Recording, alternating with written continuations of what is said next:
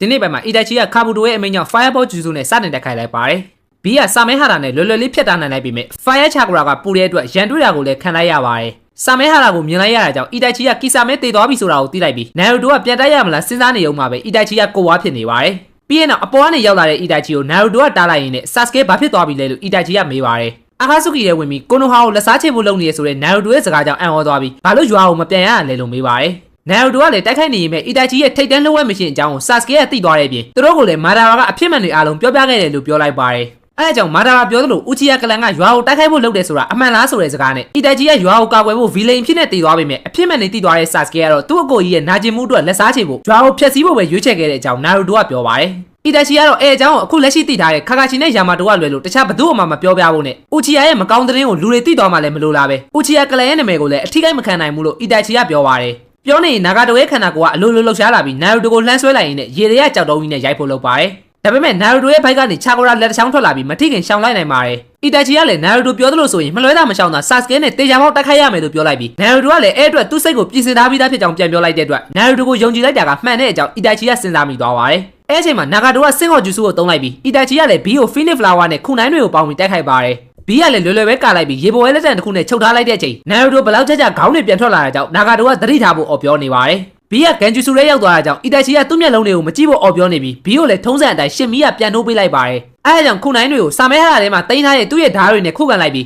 Sasuke ကြောင့်တစ်ချောင်းကျိုးသွားတဲ့အတွက်ဓာတ်ခုနှစ်ချောင်းတိုက်ကွက်ဖြစ်သွားပါတယ်။ဘီကသူ့ကိုယ်တိုင်ပြင်ရှင်မီရဲ့လက်တံတွေနဲ့ပါအီတာချီကို fight နေပြီးနာရူတိုကအေယာမရာစင်ကန်နဲ့ခွေးကိုကြိတ်ပေမဲ့ထပ်ပြီးပွားလာမှဖြစ်တဲ့အတွက်သူ့ကိုအရင်တိုက်ဖို့နာဂါတိုကပြောပါတယ်။အဲအချိန်မှာပဲအီတာချီကမန်ငယ်ကိုရှာရင်းကန်ကိုတုံးလိုက်ကြကြောင်းအာမာထေရာဆုလားဆူကူယိုမီလားဆိုတာကိုနာရူတိုကစဉ်းစားနေတော့မှသူ့ရဲ့ပါဇက်ထဲကနေကြီးကန်းတစ်ကောင်ထွက်လာပါတယ်။အဲ့ဒါကအီတာချီမသိခင်တော်ထဲမှာတွေ့ခဲ့တဲ့အချိန်သူ့ကိုယ်ထဲကိုဂန်ဂျူဆူနဲ့ထည့်ခဲ့တဲ့ကြီးကန်းဖြစ်တဲ့ကြောင့်နာရူတိုကပြန်မှတ်မိသွားပြီးနောက်အီတာချီမျက်လုံးကသူနဲ့မတူတဲ့ကြီးကန်းရဲ့မန်ငယ်ကိုရှာရင်းကန်နဲ့အကြည့်ချင်းစုံမိသွားပါတယ်။အီတာချီကလည်းအဲ့ချိန်ကျမှတခုခုကိုသိသွားပြီးအာမာထေရာဆုကိုတုံးလိုက်ပြီးမြဲနာရူတိုမဟုတ်ပဲနာဂါတိုဆင့်ခေါ်ထားတဲ့ခွေးကိုဖြစ်နေပါတယ်။အဲအကြောင်းဘာဖြစ်သွားမှနားမလဲတဲ့နာဂါတိုကလည်းကြီးကန်းအကြောင်းကိုမေးနေပြီးတော့ခါဘူတိုကိုယ်တိုင်ကလည်းသူ့အီတာချီကိုအထင်သေးလိုက်မိတဲ့အတွက်သူ့ရဲ့အေဒိုဒန်ချင်းဂျူဆူနဲ့ထိန်းချုပ်နေရကိုစန့်ကျင်လိုက်ပြီးဆိုတာသိလိုက်ပါတယ်။အီတာချီကနာဂါတိုကိုပါအာမာထေရာဆုနဲ့တက်ခိုက်လိုက်ပြီးသူကခါဘူတိုရဲ့ထိန်းချုပ်မှုအောက်ကနေလွတ်သွားပြီဖြစ်တဲ့ကြောင်းနာရူတိုကိုပြောပြလိုက်ပါတယ်။အီတာချီကကိုနိုဟာကိုကာကွယ်ဖို့ရည်ရွယ်ချက်နဲ့နာရူတိုရဲ့ကိုယ်ထဲမှာဂန်ဂျူဆူကြီးကန်းကိုထည့်ထားခဲ့တာဖြစ်ပြီးသူ့ရဲ့မျက်လုံးကိုနာရူတိုမြင်တာနဲ့ကြီးကန်းကအလိုလျောက်ထွက်လာအောင်စီစဉ်ထားခဲ့တာဖြစ်ပါတယ်။ခါဘူတိုကလည်းဒီလိုလုံးနိုင်တဲ့ဂန်ဂျူဆူကအဲ့မျက်လုံးတစ်ခုပဲရှိတာကိုသိနေပြီးကြီးကန်းရဲ့ဘယ်ဘက်မျက်လုံးနဲ့ထည့်ခဲ့တဲ့အရာကမန်ငယ်ကျိုရှာရင်းကန်ဂန်ဂျူဆူထဲမှာအစွမ်းထက်ဆုံးဖြစ်တဲ့ဥချီယာရှီဇူရီရဲ့ခိုတိုအာမာဆူဂါမီဖြစ်တဲ့အကြောင်းအီတာချီကပြောပြလိုက်ပါတယ်။ရှီဇူရီတဲ့တယ်လီပေါ်တာလို့ခေါ်ရတဲ့ရှီဇူရီရဲ့ဂန်ဂျူဆူကလူတစ်ယောက်ကိုထိုးသူတော့မသိလိုက်ခင်မှာတင်ထိန်းချုပ်နိုင်တာဖြစ်ပြီး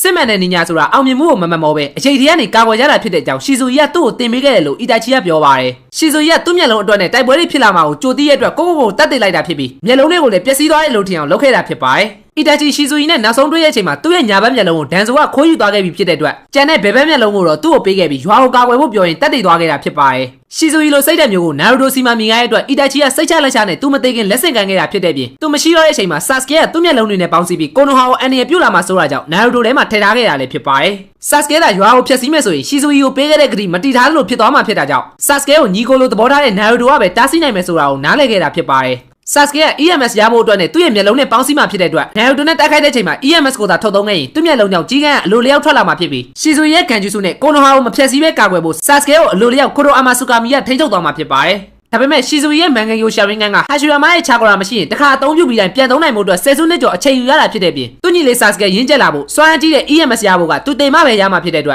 ်သူမသိခင်အစောကြီး Sasuke ကိုရှီဇူရီရဲ့မျက်လုံးနဲ့မထိန်းချုပ်ခဲ့တာဖြစ်ပါတယ်။နာရူတိုကလည်းအီတာချီအနေနဲ့ရွာကိုလိုအပ်တာတဲ့ပို့ပြီးလုပ်ပေးခဲ့ပြီးဖြစ်လို့ဘာမှစိတ်မပူပဲကျန်တာကိုသူနဲ့လွှဲထားလိုက်ဖို့ပြောပါတယ်။အဲဒါကြောင့်အီတာချီကလည်းစိတ်အေးသွားရပြီးသူညီလေးမှနာရူတိုလိုတငယ်ချင်းရှိတာကံကောင်းတယ်လို့ပြောလိုက်ပါတယ်။ Brother က Facebook ကပဲဖြစ်ဖြစ် YouTube ကပဲဖြစ်ဖြစ်ဒီဗီဒီယိုကြည့်နေရဆိုရင်ကျွန်တော်အတွက်အနည်းဆုံးတော့ like တစ်ချက်နဲ့ comment တစ်ခုခုအဆင်ပြေရလေးမှန်းငယ်ပေးဖို့တောင်းဆိုချင်ပါတယ်။သဘောကျရင်တော့ share လေးနဲ့ပါကူညီသွားလို့ရပါတယ်။ခါဘူတိုကလည်းအမီးကောင်ကောင်ပြင်ရှီဇူရဲ့မျက်လုံးကိုပါရတော့မှဖြစ်လို့သဘောကျနေပြီးနာဂါတိုအပေါ်ကမီးတောက်တွေကိုထန်တိုဖိန်းရဲ့စွမ်းအားရှင်နာထန်းဆဲနဲ့ဖယ်ထုတ်လိုက်ပါတယ်။ပြီးရင်တော့ကိုပြပုတ်တင်ကိုတုံးပြီးထပ်တက်လိုက်ကြကြောင်ဘီကလည်းအမီးကောင် version 2နဲ့ပြန်ကြိတ်ပေမဲ့ဂါဂီတိုဖိန်းရဲ့စွမ်းအားကြောင့်ဘီရဲ့ချာကရာတွေကစုပ်ယူခံလိုက်ရပါတယ်။နာရူတိုကလည်းပုတ်တင်ကြီးနဲ့ဖမ်းထားလိုက်ပြီးနိုင်ငံတော်ဖိန်းရဲ့စွမ်းအားနဲ့ဝင်းကျင်ကိုထုတ်ဖို့လုပ်နေတဲ့အတွက်နာရူတိုကရာစင်ကန်နဲ့ပြန်တိုက်ပေမဲ့ဖိန်းကုံလုံးရဲ့စွမ်းအားရှိနေတဲ့နာဂါတိုကအသာလေးစုပ်ယူလိုက်ပါတယ်။ခါဘူတိုကနာဂါတိုလုံးဝထိန်းချုပ်သွားပြီဖြစ်တာကြောင့်ဘာစကားမှမပြောတော့ပဲဂျီဂိုဂူတိုဖိန်းရဲ့စွမ်းအားနဲ့နာရူတိုရဲ့ခန္ဓာကိုယ်ကိုပါတိမ်ဖို့ခါဘူတိုကလှုပ်လိုက်ပါတယ်။အဲအကြောင်းပဲဝင်းကျင်ချာကရာနဲ့လူပါဆုပ်ယူခံရတော့မဲ့နာရူတိုကတိုင်ပတ်နေတဲ့အချိန်မှာဘီကဝင်ကူညီဖို့လုပ်ပေမဲ့ရှူရာတိုဖိန်းကြောင့်သူပါအဖမ်းခံလိုက်ရပါတယ်။ ခေရှိပြည်လက်နက်တွေအများကြီးပါဝင်တဲ့ရှူရာတို့ကဘီကိုအဆုံးသတ်ဖို့လို့ဝင်းရင်ပါမသွားအောင်ပြန်ဆွဲနေရတဲ့နာရိုတိုကလည်းအခြေအနေမလားတဲ့အချိန်မှာသူတို့ကြားထဲကိုအနီအောင်အယိုးကြောက်လက်တစ်ဖက်ကဝင်လာခဲ့ပါတယ်အဲ့အပြင်စင်ကောက်ကောင်တွေရဲ့မျက်လုံးကိုပါခုနိုင်နဲ့ပစ်လိုက်တဲ့သူက Greatest of Offline အီတာချီဖြစ်ပြီးသူ့ရဲ့အနီအောင်ဆူဆာနိုကိုပါအသုံးပြုထားတာဖြစ်ပါတယ်ပြန်လည်စင်ကောက်ထားတဲ့ခန္ဓာကိုယ်ဖြစ်တဲ့အတွက်မန်ဂင်ယိုရှရင်ဂန်နဲ့ဆူဆာနိုအသုံးပြုမှုမှာ side effect ဖြစ်တဲ့မျက်လုံးနာတွေဝါတော့ရင်မရှိတော့ပဲအေးအေးဆေးဆေးသုံးနိုင်တာဖြစ်ပါတယ်ဒါပေမဲ့တစ်ဖက်ကလည်း Renegan နဲ့ Silver Shot ဘိန်းဖြစ်နေတဲ့အတွက်ကုံမီကိုဖန်တုံးကလို့ဂျိုသေးတစ်ခုဖန်နေချင်းချီပါကူထန်းဆဲကိုထုတ်သုံးလိုက်ပါတယ်ချီပါကူထန်းဆဲရဲ့ကဘာမြေဆွဲရကြောင်းပတ်ဝန်းကျင်ကမြေသားတွေအကုန်မြောက်တက်လာပြီးနာရိုတိုကလည်းသူတစ်ခါခံရမှုတဲ့အတွက်တော်တော်လေးစိုးပြီးဆိုတာကိုသိလိုက်ပါတယ်ဒါပေမဲ့အီတာချီကတော့အခုချိန်ထိနာရိုတိုအသက်ရှင်နေသေးတာပဲဖြစ်ကြောင်းပြောလိုက်ပြီးမြဲအလုံးမှာကတ်သွားရတယ်ဆွဲရအရန်ပြင်းတဲ့အတွက်ဘလုံးမလွတ်နိုင်တော့ဘူးလို့နာရိုတိုကပြန်ပြောပါတယ်ကုံမီတောင်းချမ်းလို့သာကန်ကောင်းလို့လွတ်လာတာဖြစ်ကြောင်းညှိညွတ်နေတဲ့အတွက်အီတာချီရဲ့စိတ်အေးထားဖို့ပြောလိုက်ပြီးဆွဲငင်ရရဲ့အလဲဘဟုကို3ယောက်အတူတူအဝေးပြဂျူဆူနဲ့တိုက်မဲ့အကြောင်းပြောလိုက်ပါတယ်ဂျူဆူထဲမှာအားနည်းချက်ရှိတာကြောင့်ဆွဲငင်ရကိုအသုံးပြုထားတဲ့ချီပါကူထန်းဆဲကိုပြစ်ဖို့ကလွဲမှာမဟုတ်ဘူးလို့ပြောလိုက်ပြီးဘီကထေးဘစ်ဘောအီတာချီကရာဇာကပြီးနာရိုတိုကရာဆင်ချူရီခန်းနဲ့စုပေါင်းပြလိုက်တဲ့အတွက်ကြီးမားတဲ့ပောက်ကွဲမှုကြီးနဲ့တူနာဂါတိုရဲ့ဂျူဆူကပြတ်သွားပါတယ်အဲ့အပြင်ဆူဆာနိုမှာရှိတဲ့အိုရိုဂျီမာရူရဲ့ဂျိန်စာအမတ်ကိုဂျိပိတ်ခဲ့တဲ့ထိုဆူကာပလိတ်တနည်းအားဖြင့်စာကဲကရီတာနဲ့ထိုးလိုက်တဲ့အတွက်နာဂါတိုကအသိပြန်ဝင်လာပြီးသူ့ကိုခွင့်လွှတ်ပေးပါအီတာချီလို့ပြောလိုက်ပါတယ်ပြီးရင်နောက်နာရိုတိုကိုသူကဂျီရိုင်ယာဆန်ဆဲရဲ့ဘေးကိုသွားပြီးနာရိုတိုဆိုတဲ့ဇလန်ရဲ့နောက်ဆုံးဆက်သိမ်းပိုင်းကိုစောင့်ကြည့်နေမယ်လို့ပြောပါတယ်ဂျီရိုင်ယာကအကောင်းဆုံးပထမပိုင်းနဲ့စတင်ခဲ့ပြီးမြဲဒုတိယပိုင်းဖြစ်တဲ့သူကကြာရှုံးခဲ့ပြီးနောက်ဆုံးတတိယပိုင်းကိုတော့နာရိုတိုကအပြောင်မြောက်ဆုံးဖြစ်အောင်စူးစမ်းပေးဖို့ပြောရင်သူ့ဆရာစီကိုလိုက်သွားခဲ့ပါတယ်နှုတ်ဆက်ပါတယ်ဆိုတဲ့စကားနဲ့တူသူရဲကောင်းတယောက်ကဂျိပိတ်ခံလိုက်ရတဲ့အတွက်ကာဘူတိုကလည်းသူ့ရဲ့ရီနေဂန်အမြင်တွေကိုခုနိုင်နဲ့ဖျက်ဆီးပစ်လိုက်တဲ့အီတာချီကိုမကြေမနက်ဖြစ်နေပါတယ်အဲအကြောင်းမတက်တာရဲ့ဆုံးသူချန်ထားတဲ့အကောင်းဆုံးကောင်ကိုထုတ်သုံးတော့မယ်လို့ဆုံးဖြတ်လိုက်ပြီးအီတာချီကအဲလိုထန်ဆဲကိုသူရက်တန့်အောင်လုပ်မှဖြစ်လို့နာရိုတိုနဲ့ဘီကမာဒါရာကိုတာဝန်ယူဖို့ပြောပါတယ်နာရိုတိုကတော့သူပဲရအောင်တားမယ်လို့ပြောလိုက်ပြီးကလုံးထပ်ပွားလိုက်ပြီးမြဲနိုင်သေးချာကိုရာကိုသုံးတာများနေပြီဖြစ်တဲ့အတွက်ကိုဝါထုတ်တာနဲ့ချက်ချင်းပြတ်ပြောက်သွားပါတယ်အဲကြောင့်အကုန်လုံးကိုတယောက်တည်းလုပ်ဖို့မကြိုးစားဖို့နဲ့သူပြောခဲ့သလိုဂျူဆူတိုင်းမှာအားနည်းချက်ရှိရတဲ့အတွက်ပြည့်စုံပါတယ်ဆိုတဲ့အဲရိုတန်စင်းဂျူဆူကိုဖျက်ဖို့ကသူနဲ့အသင့်တော်ဆုံးဖြစ်တဲ့ကြောင့်အီတာချီကပြောလိုက်ပါတယ်နာရိုတိုကတော့ဒီစစ်ပွဲကိုရပ်တန့်ဖို့ကသူ့တာဝန်လို့ပြောတာကြောင့်သူ့အနေနဲ့နာရိုတိုအရင်ထက်ပိုပြီးတန်မာလာတာကိုလက်ခံမိမယ်ဘာကအရေးကြီးတဲ့အရာလဲဆိုတာကိုမင်းနေပြီလားလို့မေးပါတယ်တချိန်ကနာရိုတိုကိုမုန်းတီးခဲ့ကြတဲ့သူတွေကနာရိုတိုရဲ့ပြင်းပြင်းထန်ထန်စူးစမ်းမှုကြောင့်ပဲရဲဘော်တယောက်သူရဲကောင်းတယောက်အနေနဲ့လေးစားလာကြပြီးဖြစ်ပေမဲ့လည်းအချင်းကနာရိုတိုပြောခဲ့သလိုသူကယူဆိုင်တာကဒီနေရာကိုအခုလိုရောက်လာအောင်လုပ်ပေးခဲ့တဲ့သူတွေဆိုတဲ့စကားကိုကို့မှာစွမ်းအားရှိလာတဲ့အချိန်မမေ့သွားဖို့သတိပေးပါတယ်စွမ်းအားကြောင့်မာနာကြည့်ပြီးတကူကောင်းဆက်လာမယ်ဆိုရင်နာရိုတိုကလည်းမာဒါရာလိုလူမျိုးဖြစ်သွားနိုင်တဲ့အကြောင်းသတိပေးလိုက်ပြီးကိုဘလောက်ပဲစွမ်းအားကြီးကြီးအရာအလုံးကိုတယောက်တည်းပခုံးထမ်းမယူဖို့နဲ့အဲ့လိုလုပ်ရင်တေချာပေါက်ကြာရှုံးမှာပဲဖြစ်တဲ့အကြောင်းအီတာချီကပြောပြလိုက်ပါတယ်နာရိုတိုရဲ့ဖေမီနာတိုအနေနဲ့ဟိုကာကဲတာဝန်ကိုကျေပွန်စွာထမ်းဆောင်ခဲ့တာကဘေးမှာကူရှီနာနဲ့သူ့ရဲဘော်ရဲဘက်တွေရှိနေလို့ဖြစ်ပြီးမီနာတိုရဲ့အိမ်မက်ကိုစက်ခံထားတဲ့နာရိုတိုအနေနဲ့ဟိုကာကဲဖြစ်လာမှလူတွေကအတိမတ်ပြုကြမှာမဟုတ်ပဲလူတွေကအတိမတ်ပြုမှသာဟိုကာကဲဖြစ်လာနိုင်တဲ့အကြောင်းနာရိုတိုသဘောပေါက်သွားအောင်ကိုတငယ်ချင်းတွေကိုဘတော်မှမမေ့နဲ့လို့ပြောလိုက်ပါတယ်